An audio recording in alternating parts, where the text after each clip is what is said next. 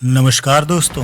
कहानियाँ और कविताएं तो आपने बहुत सुनी होंगी, लेकिन उन्हें एक नई आवाज़ और नए अंदाज में आपके सामने लेकर आया है कहानी वाला। आज कुछ बातें पूर्वांचल के कवि गोरख पांडे के बारे में। बहुत सारे लोगों ने हो सकता है गोरख पांडे का नाम तक न सुना हो, लेकिन वो अपने समय के बहुत जरूरी कवि थे। 1945 में देवरिया जिले में जन्म हुआ था गोरख पांडे का। देवरिया उत्तर प्रदेश में गोरखपुर के पास एक जिला है, वहां गोरख पांडे का जन्म हुआ।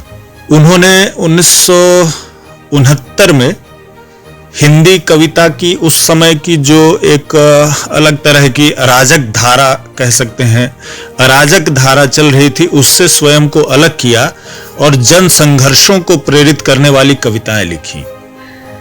किसान आंदोलनों के लिए, छात्र आंदोलनों के लिए, श्रमिक आंदोलनों के लिए उनकी कविताएं एक नारे का काम करती थी, मंत्र का काम करती थी, उद्घोषणा बनती थी, घोषणाएं बनती थी, उनकी आवाज, उनकी कविताएं।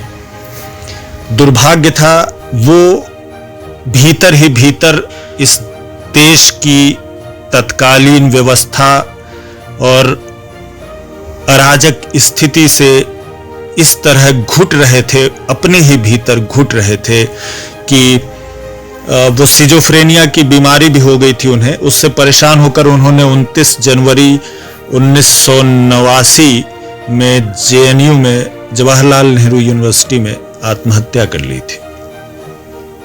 उन्होंने लिखा था कि 1000 साल पुराना है उनका गुस्सा, 1000 साल पुराना है उनका गुस्सा, 1000 साल पुरानी है उनकी नफरत। मैं तो सिर्फ उनके बिखरे हुए शब्दों को लय और तुक के साथ लौटा रहा हूं, मगर उन्हें डर है कि मैं आग भड़का रहा हूं। ऐसे थे गोरख पांडे।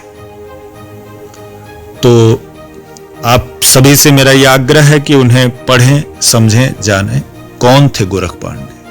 आज के समय में भी उनको समझा जाना, उनको पढ़ा जाना बहुत महत्वपूर्ण है, जरूरी है।